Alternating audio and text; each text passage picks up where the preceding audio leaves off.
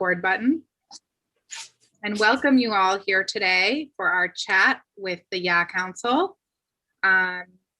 So we are YA Council, which stands for Youth for Education, Advocacy, and Healthcare Council out of New Hampshire. We're sponsored by New Hampshire Family Voices, and we are a council of youth ages 14 to 26 who all experience a disability or special healthcare need. And they get together once a month and work on the areas of education, advocacy, and healthcare to make their lives better and the lives of other youth with special healthcare needs better as well. They have a YouTube channel. They have a TikTok is our recent addition. They have Instagram, Facebook, Twitter. They're all over social media. They have a Pinterest.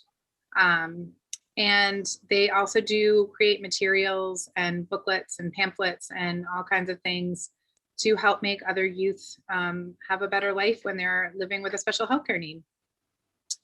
So today we are here to talk about what it means to be a youth with a special healthcare need in COVID times. We hear a lot about people that are at risk with coronavirus. Obviously, it has impacted everyone's life in the world, really. But you hear a lot about the people who are at risk, and that you don't often think about young people. Everyone that is on our program here today is around the age of 18. And that is not exactly what will come to mind when you first think of someone who might be at risk in the times of coronavirus times. So I would like to welcome you all here with me today. And we have Kelly, Emma, and Abby are here to join us today and share their views. I'm going to ask questions and they're going to answer them. And that's it. So we're going to start. If you can just tell us a little bit about yourself. I'm going to start with Emma. Hi, so I'm Emma. I'm 18 years old. I have EDS, POTS, and CRPS.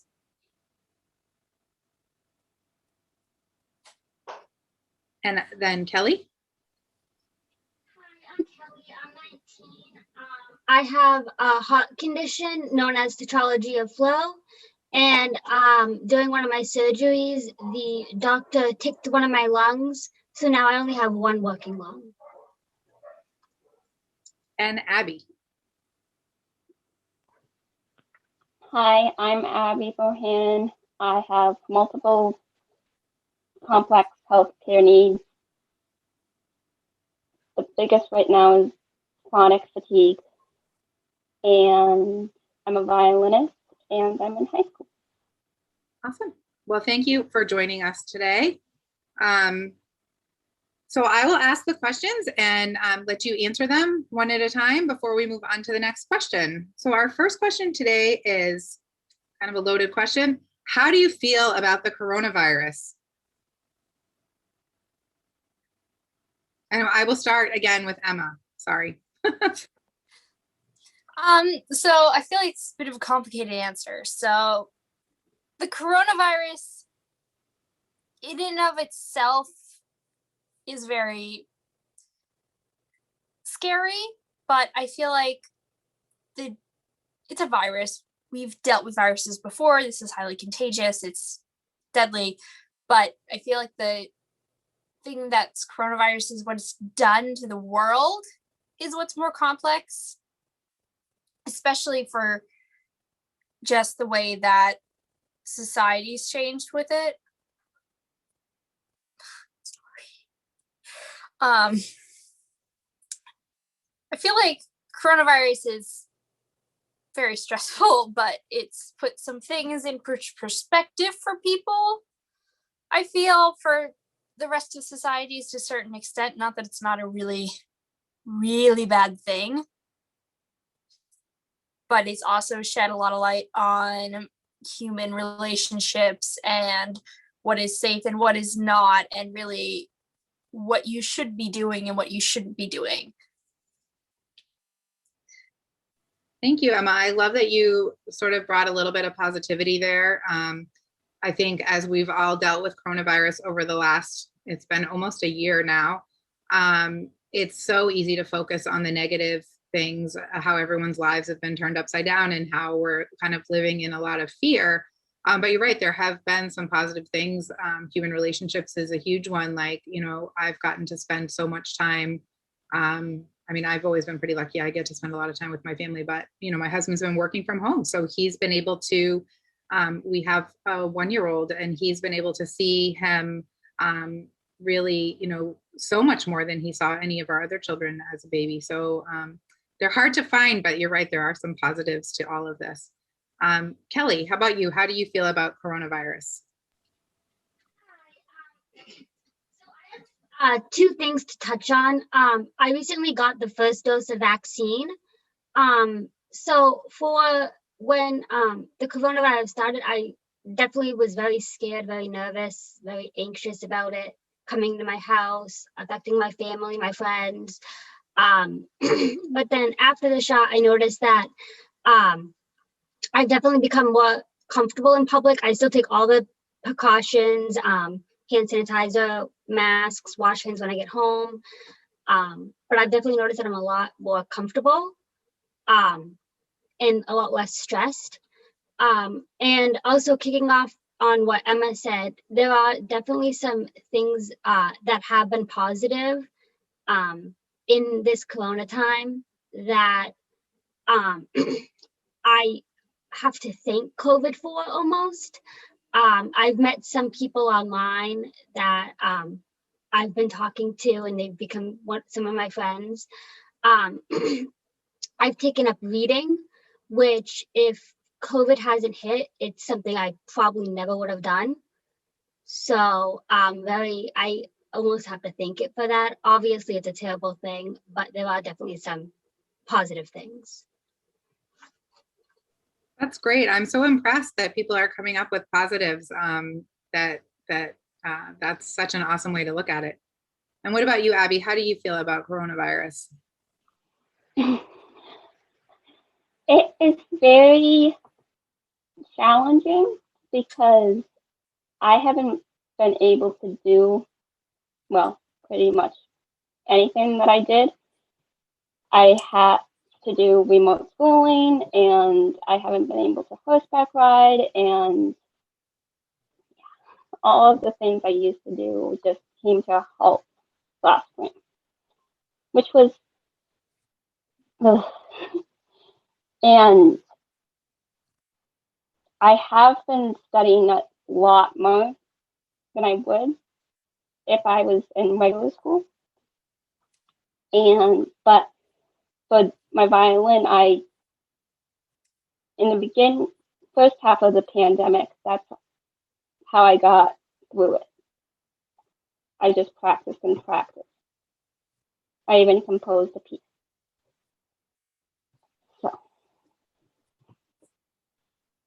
And it's been great for the telehealth appointments. That way I don't have to go into the hospital as much. Great. And this, I swore I wouldn't do this to you and have extra questions, but just if you think about this and you want to mention it, we can put it at the end. If you had a coping mechanism, or if you have something that has really helped you handle the stress of coronavirus, or something that you've discovered, feel free to add that, because I think that that's great, Abby, that you have the violin that's really helped you. Yeah. I've been playing the banjo, and that's been something I look forward to every week, and is a little bright spot in an otherwise stressful time. So I've also been really, well, I created a logo for my photography during this whole thing, so that was good. Yeah, art's always really been a thing that I've done, but I've definitely done a lot more. This is quarantine because I definitely have a lot more time on my hands. But honestly, quarantine in my house isn't really that big of a difference than what my life was a lot like before, honestly. It's just a lot more stress than it was. It's not, my routine didn't really change that much, so I know other people are really impacted, and I have those things too. I can't go to school, and I do have remote learning too. My tutors just come to my house, and I can't go to the bookstore, and I can't go to the doctors in person. But robotics was a big thing that I had to cut out on, because my team might be able to meet even if they take, 6 feet apart masks, shields, the whole 9 yards, but it's still not a risk I can take. But honestly, it's not that big of a schedule difference. I'm still at my house. I still have all my issues. The only thing that's really different is my mom's home all the time, which is really nice. So I'm not alone all the time. On top of the fact that, telehealth appointments are amazing. Not that COVID isn't really horrible still, and it hasn't totally derailed people's lives and made it horrible for other people too. It's just, I'm just pretty much quarantining already, except there's just another, level of stress and fear and, 5 pairs of gloves when you go out. So that brings us to our next question. What has changed for you in coronavirus? And we'll start with Emma, since you were talking about things that have stayed the same. What has changed? You said your mom is home, so you're not alone. Yeah, that's a positive that's changed. Yeah. So my mom used to work 3 nights a week, which 2-person family. So that might not seem like a big deal to most people, but to me, that was a really big deal, because we would have to put medicine in a cooler next to me and have food ready that I could grab, and all these different little precautions and plans and all this stuff set up so that if, my pain got really bad or I got nauseous or all this other stuff happened while she was at work and I was here alone, I could do it without having to get up, because I do use a wheelchair and I do have crutches too. But so her being home all the time is so awesome, because not only am I not alone all the time, I don't have to figure out how to get from the living room to my bedroom with crutches, trying not to fall down and all that stuff. But the school has definitely been a circus trying to figure out. I am in high school, so I did have tutors coming to my house, but that helped because I'm not in a classroom virtually with all the other students, so they're figuring everything out. But getting everything sorted and my classes online, and then figuring out my work and the tutor schedules while online, was definitely a fiasco, because my school was trying to juggle, an entire high school now going hybrid, which was a total mess. And then the isolation is a bigger thing. My schedule might not look that different and my day-to-day life might not be that different, but the fact that I don't have the choice to be able to leave my house if I am feeling well enough to go to school or to go see my friends or to go to the bookstore is definitely stressful, because, for some people, good days are such a rare thing. And there's such when you have a good day, it's so important to go out and actually be able to do stuff to remind yourself what you're still living for, I guess. So to kind of have that, even if I'm having a good day, I still have to stay in my apartment, is kind of stressful. Tell me if I'm talking too much. Forgot to unmute. Yep, you're fine. Okay. Yeah, so that is definitely difficult. But then also, I guess, just the stress of still the virus. I have anxiety. I'm not ashamed of that. There's nothing wrong with it. It's just, there's a deadly virus out there, and humans, we're not always known to be the most smart decisions. So yeah, that's definitely stressful. So art's definitely been a very big thing for me always with my pain, but now I've probably produced more paintings than I had before, and definitely got a ton of new art supplies because I've blown through all my stuff. So Kelly. Hi. All right. So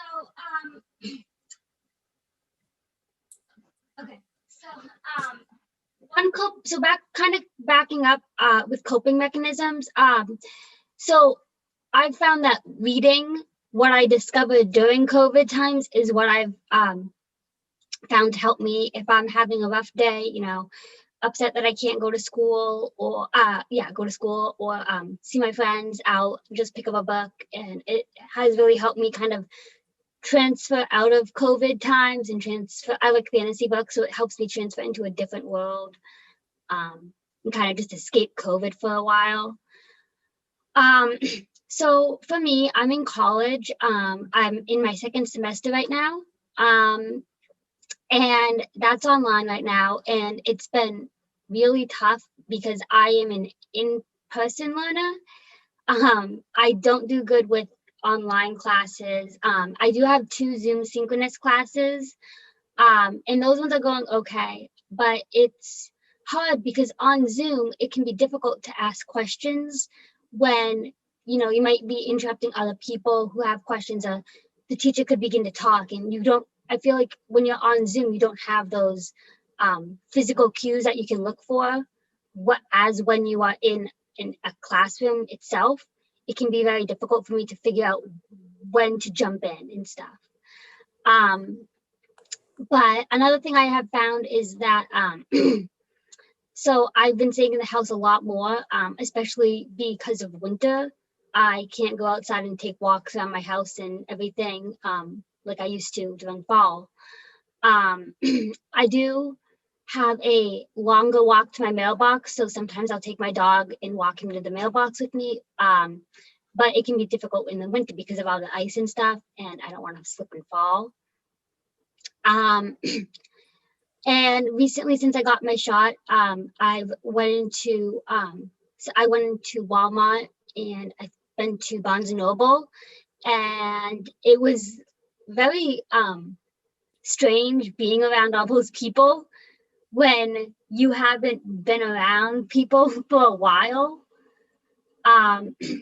But my mom works from home occasionally. I have a younger brother, so her work allows her to work from home during his in-person classes and then go to work when he's done them. So in case he needs help or anything, she can help him.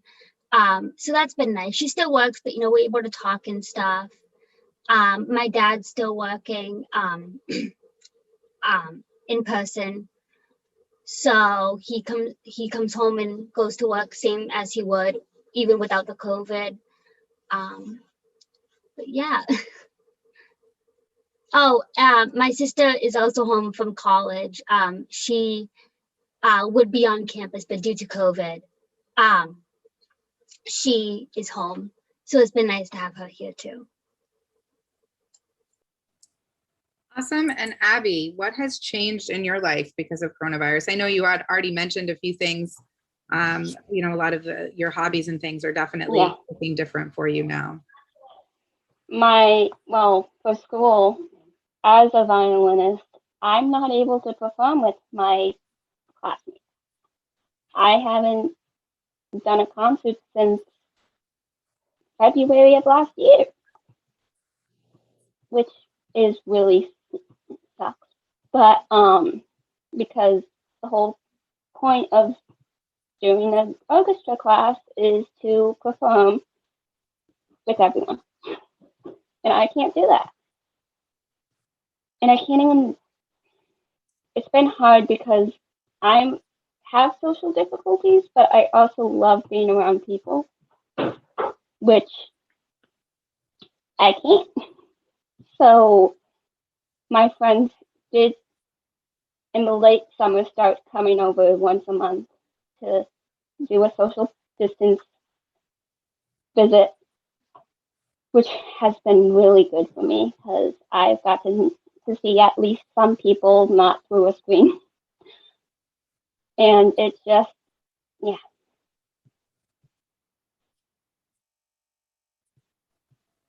Yeah, social distance. And with all, sorry, go ahead.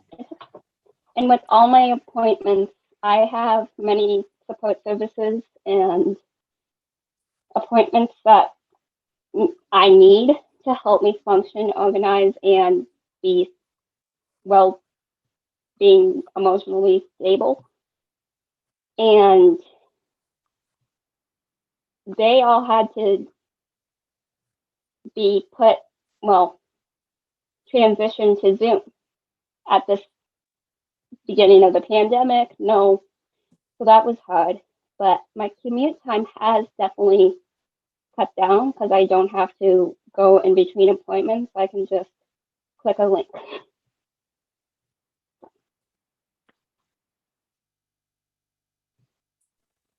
Awesome. So I think social distance visits and technology are really the things that are kind of getting us through, right? So my question around technology is, how many different platforms are you finding that you have to juggle, and how's that going? So obviously we're here together on Zoom, and the YAC Council has been meeting via Zoom since last March.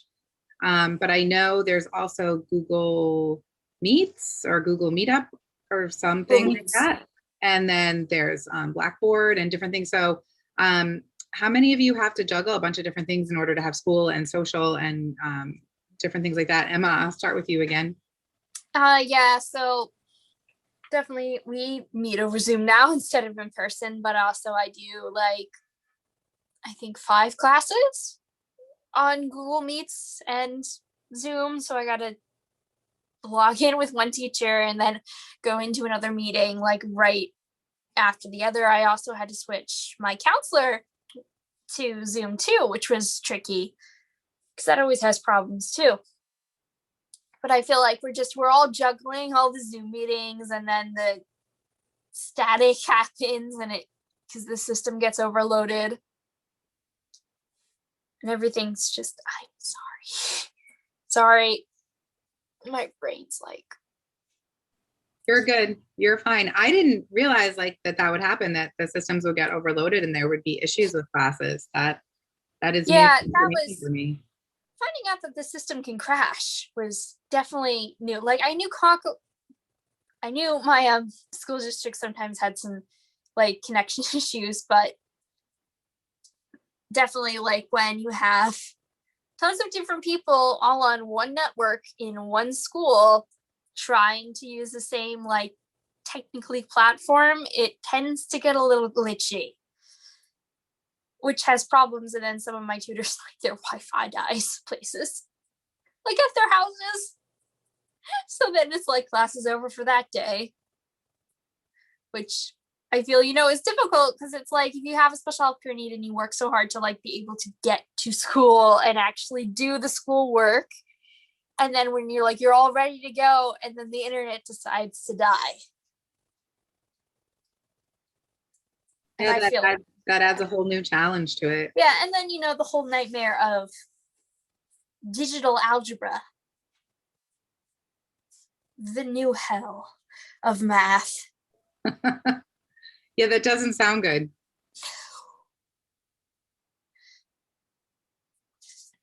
What about you, Kelly? How many are you finding that you have to juggle a lot of different platforms in order to meet your social and school and all of that needs? For my medical, I use telehealth. And then for school, my school is all connected through Zoom and Canvas. So it's very easy to maintain everything. I just log on to my Zoom classes. I have I'm able to save the codes into my Zoom account, so I can easily just click on them. To hang out with people over the internet, I use Netflix Party to watch movies with friends. I use the popular social media platforms, Snapchat, Instagram, and FaceTime.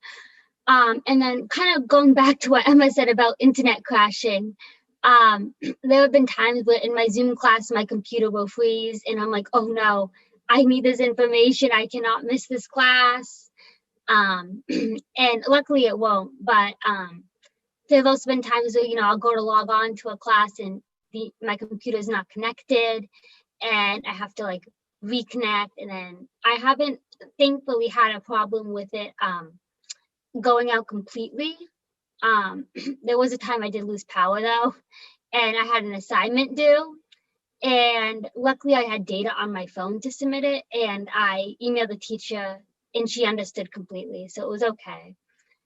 But yeah, I think I'm very lucky to be in college and have all my platforms in one place, because when I was in high school last year, some teachers used Zoom, some teachers used Google Meets, and it was very difficult to figure out when classes were, because they were having classes that weren't at the times the classes were supposed to be, so classes would interfere with each other, because it wasn't as it is now where you go from Zoom class to Zoom class to Zoom class. It was teachers would post times, what time would work best for you to meet.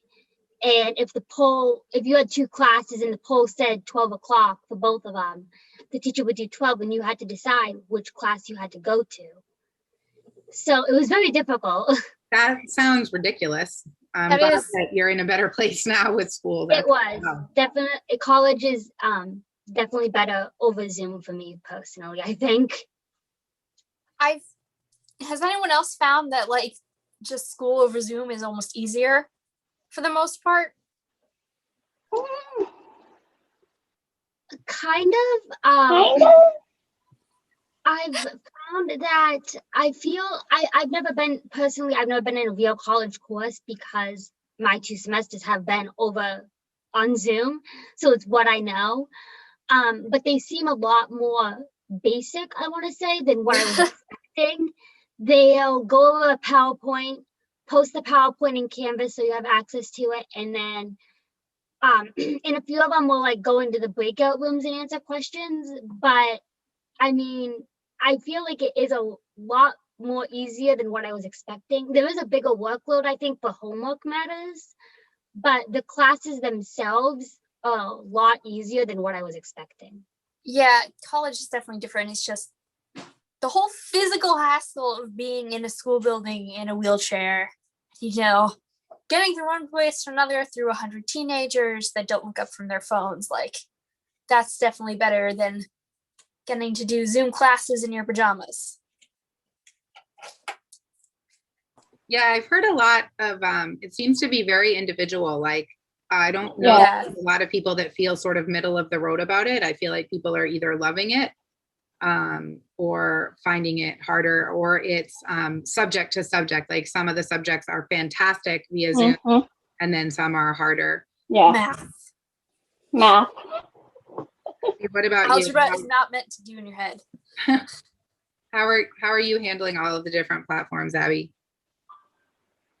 Well, mostly now it's Zoom or Meet, Google Meet, but all my classwork is on Google Classroom, and then I also do Relax, the online high school for New Hampshire, and that's a whole nother software. So I have to manage like 5, and then with my appointments, I have the Dartmouth system and the Boston system, and yeah, it's just managing all of them. So coronavirus has definitely given you all fantastic technology things that you can put on your resume when all of this is done. Okay. Yeah. I love the Zoom doctor appointments. Instead of having to get up at 5 a.m. to go to Boston, I can get up at, probably 8 a.m. and sit on my couch and listen to my doctor from Boston. Right. Of course, Right. I know people have different experiences too. Luckily, it's been pretty decent. More positives. That's great. I feel like if we were having this conversation in the beginning of, switching over to online stuff, we would have very different answers. I think it's awesome that you guys are able to talk about the negatives and the hardships, but that, everyone's had positive things that they were able to see. So I think that's great. And the telehealth is such a great thing because as someone with anxiety, I sometimes freak out when I go into the hospital. And now I can just be comfortable and in my own environment for doctor appointments. I don't have to get used to a new environment or be nervous. I can just be myself. Yeah, I've heard a lot of great things about the telehealth visits, so that's awesome. Are we ready to move on to the next question? Yeah, okay. How does it feel when society talks about those at risk and means the elderly population? And we'll start with us again. Lucky me. I feel like, okay, this might offend some people, but I feel like it's really insulting and very infuriating, because when you're watching the news and they go, it's COVID's a risk, but especially protecting our, elderly people. And now they've kind of almost completely stopped saying people with like special health care needs. As the at-risk population really irks me, on top of the fact that they don't show anything. They don't show you who's at risk except for these people in nursing homes, which, they are at risk and you should be cautious, and that is a thing. But I'm 18. I've had a genetic disorder since I was born. Like, I've been at risk my whole life if COVID existed then, but that's not what people are seeing. They're not seeing people that haven't had a life, that haven't done anything, that aren't just, okay, I'm going to say old, but I don't mean it in any offensive way. It's really stressful when you see in media people not wearing masks and just saying social distancing and not following guidelines and being like, well, I'll survive and if I get the virus. Well, that's not the point. You'll infect 12 people. If you're infected, you'll infect 12 people before you make it to your car. Of course, that's not real numbers. That's just an example of what I mean. So it's just the lack of regard for my life, because this isn't some abstract concept to me. This isn't just some thought of wear a mask to protect the at-risk population that make a blah, blah, blah amount of people. This is my life. And to see people dissing it like that and saying, well, I'll live if I get it, and completely disregarding the fact that that isn't why we're asking this. We're asking you to put a piece of fabric over your face so somebody else doesn't die, which I don't think is a really hard task. It really isn't. I understand if you freak out, if you have claustrophobia or stuff, but it's also for your own safety, because nobody is invincible. And it makes me upset, just the amount of disregard. Kelly, what about you? How do you feel when society talks about those at risk and means the elderly population? I feel like those with special health care needs get being forgotten, that we don't exist almost. And there aren't children, teens, and young adults with these special health care needs. Like Emma said, I've been watching the news, and whenever I hear COVID, they always mention how the elderly are at risk. And I do occasionally hear them mention how that children people with special health care needs are at risk, but I've kind of noticed them stop saying it as well. And when on the news, they're saying that people who are elderly and have special health care needs can get the vaccine. And you can make an appointment to get the vaccine if you have a special health care need. And when I went, we had a lot of trouble trying to get it, because they were saying that it was only for people who were elderly. And I understand they need it too, but I don't understand. What I don't understand is why they're saying, people with special health care needs can get this vaccine and then not, have us sign up for it and then not give it to us. So it was very confusing, and I just didn't understand why. Luckily I got it. we were with my grandfather who also got it. So I was like on his appointment, and the people who were giving it were nice enough to give it to me. But it was just very odd that I was trying to explain that I had an appointment and they just kept saying no, like only people who are elderly. And I don't know, it just made me upset because I felt like they didn't have any regard for people who who do have special healthcare needs. I get that it's a really broad subject when you say somebody with a special healthcare need, and there's such a wide variety of people that can have them, but there's no representation when they're saying this. It's like, you say elderly, there is no chance you do not understand what that means. You think of like your grandparents or the nice guy that lives across the street.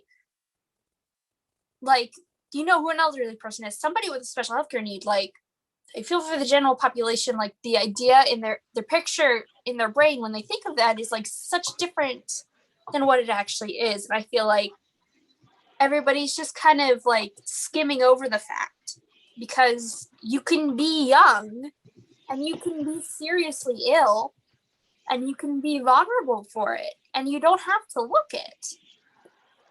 And the fact that there's no representation and they're not showing it, and they're not I feel like the fact that they're not showing the population that they're asking you to protect and that is at risk is also the problem why people are having trouble understanding why they should do this. Because you can listen to statistic numbers all day, but if you're somebody for some reason that doesn't want to wear a mask, like, that's not going to convince you. Maybe listening to the fact that, oh, there's a girl in high school that can't go to the prom because COVID's like infected everywhere and she can't go there because it's too dangerous. Like, that's what I mean. I feel like if there was like more representation and more understanding of exactly what we have to sacrifice right now just to be able to stay alive, then it would be easier for people to understand why we're so upset when it's not understood, and why people don't wear masks, because everybody's at risk and everybody's has to sacrifice. But it's an entirely different thing when you're sacrificing just in general quarantine and you're quarantining because you have a special healthcare need. And that's why we are doing this podcast or webinar, because we wanted people to see faces other than, like you said, that image that you get in your head when you think of the elderly population. We wanted to give a face to young people with special healthcare needs. I haven't been in a grocery store in almost an entire year. Just standing in the entrance, that's what I mean. There can be no slip ups, there can be no breaks, there can be no waving to somebody without a mask on. Because it's not, I get the virus, I might survive. It's, I get the virus and I am going to die.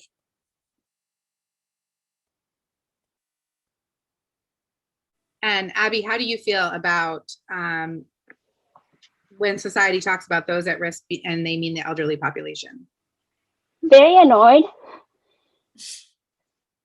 I have a lot of grandparents who live nearby, so that's a challenge because I can't see them because I'm at high risk and they are at high risk. So that's not good. Sorry, I just went down the stairs.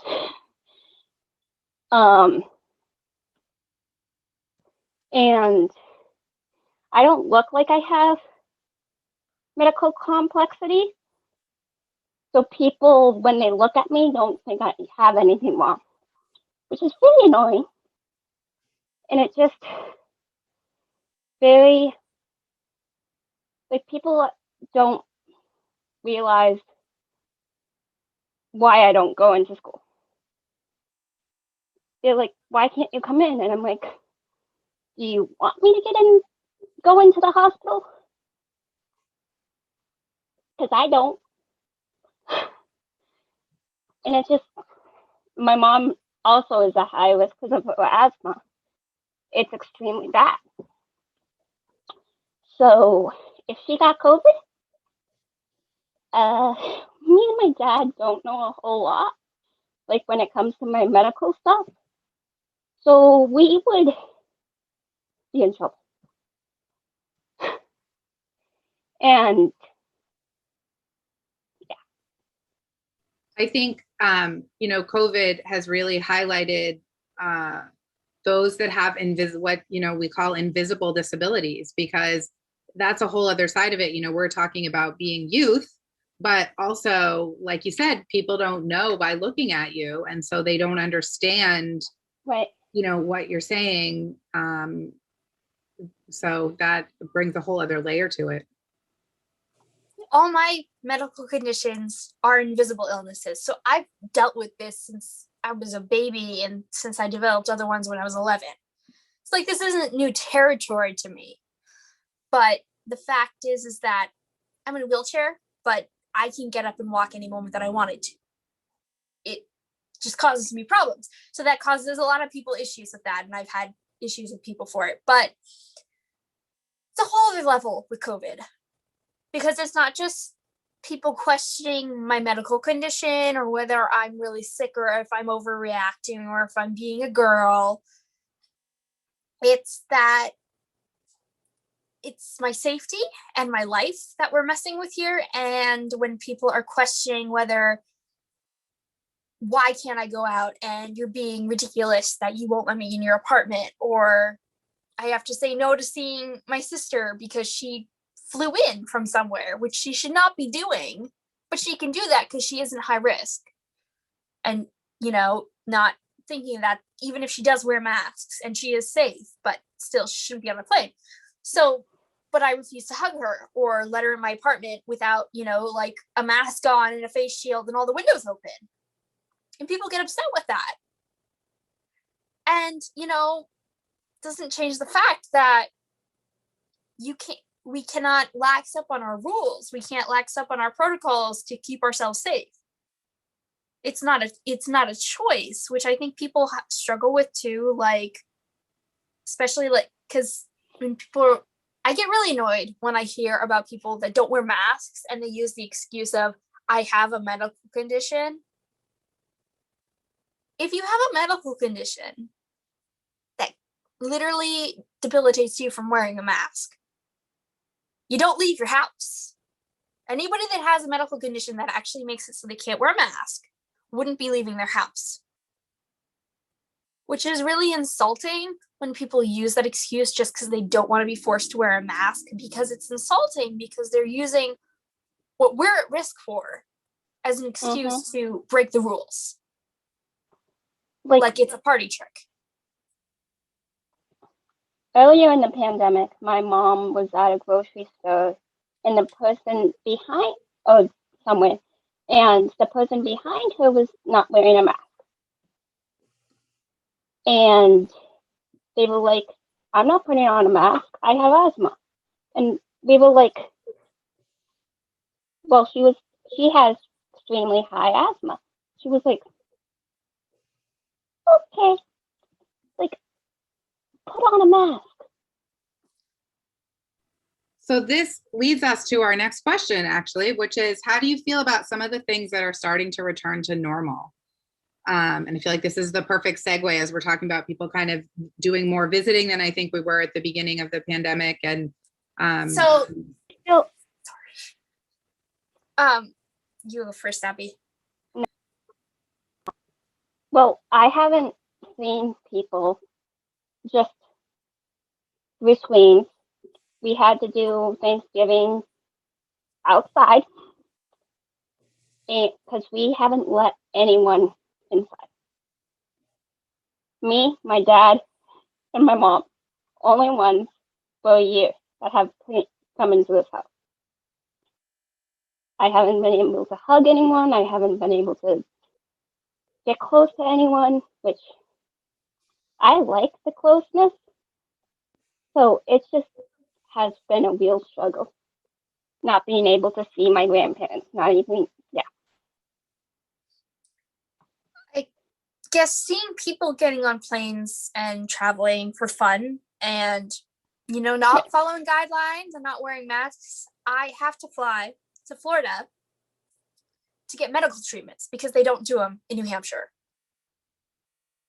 So I literally cannot get on a plane and go to Florida right now to get infusions to get me to walk because it's too much of a risk.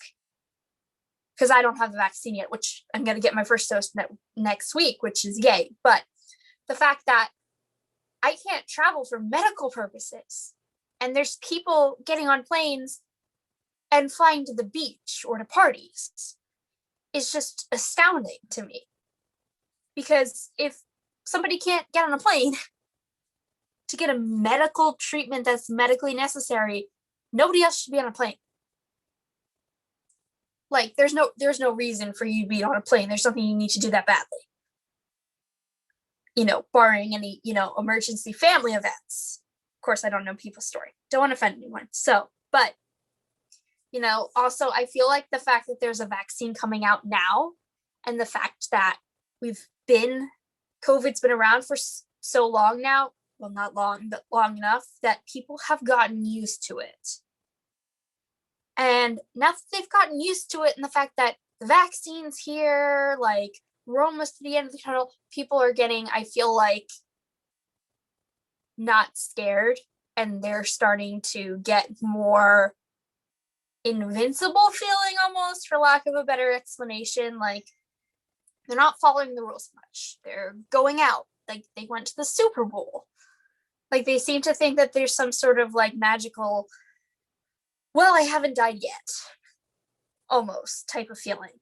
Like, maybe nobody's in your circle's been infected, or they have and they've survived it. So I guess people feel like because it's been happening for so long and everything's still running and now stuff is opening up again, they feel like they can just start doing stuff, which you can't, which is a problem, which annoys me to no ends. I think too that there's also, we haven't really talked too much about the mental health side of coronavirus, but I know I'm a person with anxiety. I've always had anxiety, but coronavirus has taken my anxiety to levels I never thought possible that have just made it really challenging. But, you know, the isolation really weighs on people too. So some people are, you know, dealing with kind of weighing the pros and cons of, you know, I'm scared of the virus, but I can't take the isolation anymore. And that's a whole other thing that people are going through now. And, you know, that's, you know, might be opening a can of worms discussion wise, but just it's a whole other part of this. Yeah. And then I have friends and stuff that complain about quarantine and what they can't do because of it. And not for anything from health needs or anything sort of, or like mental health needs, or do they need to be complaining to this level? Like, it's just, they have nothing wrong with them and they're just like, they don't like quarantine and they don't want to be there. It makes me so mad because I'm like, do you know what I do on a daily basis and I deal with? You can sit on your couch and watch Netflix for 4 hours and not complain. This is not an issue. Like, 3 masks, a face shield, like a pair of gloves, complete desanitization when you walk in the door. Like, that's what you do now when I leave my apartment. And I feel like people that are, just for me in my social circle, the people that are overly complaining about quarantine just annoys me. And I'm like, I can't talk to you because they're complaining about pretty trivial things. And I feel like I'm off on a tangent. So somebody else want to talk? Kelly, did you have anything to add about how do you feel about some of the things that are starting to return to normal? So things began, I think, to kind of start to open up again, kind of in the summer, I think. And then we had the summer wave and things kind of started to shut down again. But during that time when everything started to open up again, I thought it was way too soon. I think that we have to, even if all these vaccines, or I don't want to say if, when these vaccines get distributed, I still think that we should wait because there is only a 95% chance of these vaccines working. And, you know, there's that 5% chance that people could still get it. And I think it'd just be safer to wait at least 2 weeks before saying, okay, we can officially open everything up again. Just wait 2 weeks. And I wish there was a way that we could just, you know, shut down all the stores for 2 weeks and just have everyone stay in their houses for 2 weeks and then it'd be great to think this would be all over. But practically, we can't do that. I mean, people have to go to work, people have to go to the stores to get food. I mean, it's just not a practical thought. And then also what Emma said, I mean, we definitely, I think, have gotten used to it. I mean, there have been times where I'll be watching a TV show and there'll be two people hugging, and I'm like, no, that's not 6 feet apart. Mhm. Like, I mean, just things like that. And it's definitely become the new normal, I think. And I mean, when you leave your house, phone, keys, wallet, mask, I mean, make sure you have hand sanitizer in the car. And it's unfortunately becoming a new normal. And yeah. That is so true about television shows. When you see people interacting on television and they're not 6 feet apart and they're not wearing masks, like, I actually, though they're depressing, I like the commercials that show people with masks on and show, talking about, oh, you're, doing takeout more because you can't go anywhere or whatever. Like, that's reality. So I don't like seeing these commercials that pretend life is normal, because it's not normal. Like, yeah. I can't watch any of the TV shows that like have decided to make a creative leap and start their series like at the end of COVID. There's some sort of magical thing that happens and COVID's now over, so now they're dealing with the aftermath. I can't watch them. I'm like, it's not over yet. What are you going on about? I didn't even realize that was a thing. It is. Oh yeah, some of the medical shows are just hopping over the pandemic. It never happened. I do think there are some shows that have exceptions. I mean, there is one show that I watch and it is based, in the 90s or 70s. Oh yeah. And obviously COVID didn't happen then. So I think those are okay. But if you're watching a show that takes place in like a fantasy world, then that's different. But if you're watching a show that's supposed to be taking place in the present, I do think that they should be wearing masks and doing socially distancing, because that'll also get their audiences to say, hey, we should probably be doing this. That helps the kids too. I think Sesame Street and I believe Daniel Tiger have done some episodes on social distance and mask wearing and things like that. And, I feel like kids are pretty resilient. Like, they don't complain about having to wear masks. And, we go to the park for play dates when it's freezing out, because that's all they can do is play outside now. And they don't complain when they've got to put their masks on. And, but it helps, I think, to see it, because it just, helps. It does. Like Grey's Anatomy, for all its soap drama-ness, has done a pretty decent job displaying social distancing and masks and the real danger. And Station 19. Yes. Like, for all their soap drama-ness, they did a pretty decent job. They're like the only shows that are like actually really taking it. So we just have one more question, if everyone's done with that one. But before we get to that question, I'm going to just bring up the vaccine, because we've talked about it a few times. Kelly, I know you were able to get it. And I'm assuming your doctor probably had to fill out some paperwork in order to get that. I know that you have to prove that you have special healthcare needs with a doctor's order. And Emma, you said you're getting it next week? First shot. Awesome. Abby, are you getting the vaccine? Do you have plans to get it? Did you try to get it? I'm on the list. We tried, and not till April, but I'm on the call list. So, and hopefully they will call us soon.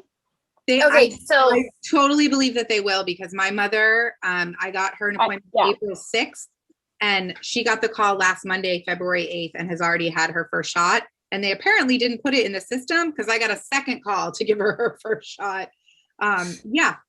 This past weekend. So that call list is definitely a good thing. Okay.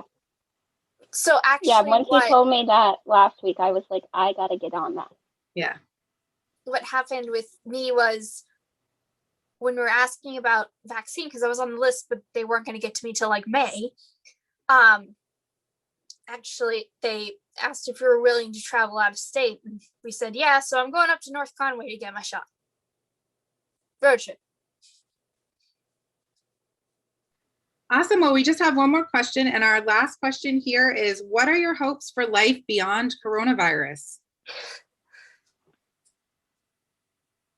It's a tough open-ended question, but do you have anything that you're hopeful for as things start to slow down? And the numbers are definitely looking like, I don't know if you pay attention to them. I check them once a day. I try not to obsess about it, but I check them once a day, and the numbers are trending down. You know, the new cases are under 300, I think, a lot of days lately. And the hospitalizations are also down just over 100. So it does look like, you know, things are looking better. Do you have anything you're hopeful for in the next couple of months or the next year? Being able to go in the bookstore or see my robotics team. And I guess go see my grandfather because he's out of state and he can't travel because he just had a stroke this year. So he's super high risk. He just had his vaccine too. But yeah, I feel like just really normal things that people take for granted. I feel like it's the little things that we miss more than the big ones. It's like being able to go out and walk in a store and get a cup of coffee and actually drink it in the store. Or walk in a bookstore and touch the books without, you know, covering your hands in gloves, or even go to the bookstore at all. I feel like it's the little things that people didn't really notice made up such a big day, which I feel like you notice more with a special healthcare need because you know how every single moment is important no matter what you can and can't do. So I feel like just getting it back to a routine where I'm able to do more things when I have good days is what I'm looking forward to, if that makes sense. What about you, Kelly? Is there something you're looking forward to? No more Zoom classes. There is definitely a thing when it comes to Zoom classes. I think for a lot of people, I get so tired after my classes, and I think a lot of it also has to do with I'm doing in-person classes, and then I'm also doing homework on my computer, so that doubles my time of screen time. Whereas, you know, if we were doing in-person classes, I wouldn't have that much screen time. And personally, I am not someone who is on video games a lot. I don't watch a lot of TV. I don't like screens. Recently, I've also noticed that my eyes have been getting worse. And I think a lot of that has to do with screen time. And I've noticed, like, after, if there's like a day that I'm not on the screen, and then the next day I've noticed that my eyes are better.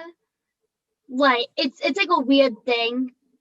And I think it has something to do with like the blue light affecting my eyes and stuff. But my main hope is just no more Zoom classes. Yeah, the screen time, I mean, there's so many things that we can burn out on in coronavirus times, the isolation and the anxiety. But yeah, the screens, you know, you guys are on them all the time for everything. Mm-hmm. What about you, Abby? Is there anything that you're looking forward to? Seeing my family, seeing my friends, playing my instrument with others, just being able to do stuff. I am anxious to go out to dinner. Me too. Like, I thought that was a thing. Right? Going out to dinner. We do takeout like a lot. That has been something for me that, especially at the beginning of pandemic, like I was just, my anxiety was draining me so much that cooking dinner became something I just didn't have the energy for.